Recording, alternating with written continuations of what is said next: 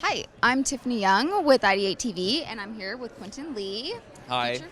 feature filmmaker, and we just got out of a panel about groundbreaking people that are trailblazers in this industry, and you were talking about, well, first, I would just like to say that when you were talking about success and how not having a backup plan is key, I remember hearing this a long time ago from someone, and I thought, wow, that's so extreme to say I would rather die than not do this. And when I heard you say it, it really, it makes so much sense. Can you just, talk a little bit more? I wouldn't say, it's, not really rather die, but the thing is, what's the worst thing that could happen to you if you don't succeed? And you know what? Why have a backup plan, especially in arts? I think it's so hard. It's if you don't put everything in, you don't put all your passion in, and you say, this is the thing I'm doing, for sure you're not going to succeed. As we know, like whether you're actors, filmmakers, directors, producers, if you don't really put all your energy into one thing and you think, okay, well, maybe I'm going to do a day job here and there, it's just not going to work out that way. And it's just like historically, I just haven't seen anybody who has successfully become an actor or filmmaker by, having, some sort of backup plan.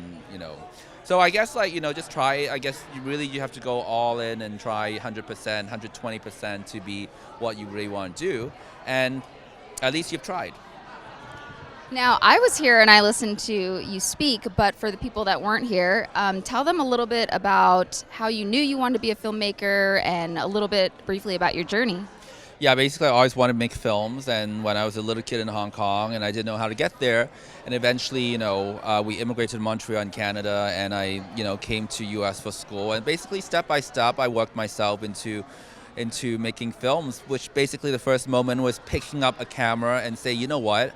I'm just going to make films regardless whether I'm going to get into film school or not. And I started making short films that took me to film festivals.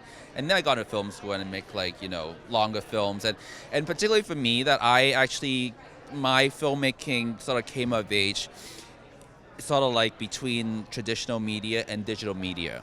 So I started off making films on 35 millimeter, 16 millimeter, 35 millimeter, and of course now it's all digital. So I have that kind of really cool historical understand the whole history of how film evolves into digital media, and I think that's something that's very unique of my generation.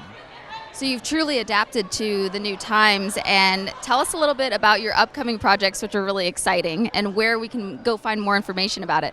Sure. Like lately, I'm Gay Hollywood Dad, and which is going to be a Pound Gay Hollywood Dad. It's going to be a YouTube reality TV series, and I'm actually working. I'm kickstarting a short film called On Halloween with my newborn baby, and it's if you go to gayhollywooddad.com, it'll take you straight to a Kickstarter, and I'm working on a bunch of feature projects in the meantime.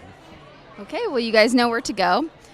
Tell me about how an organization like NAAAP is really beneficial to people in the community, and how mentorship and receiving mentorship is really important.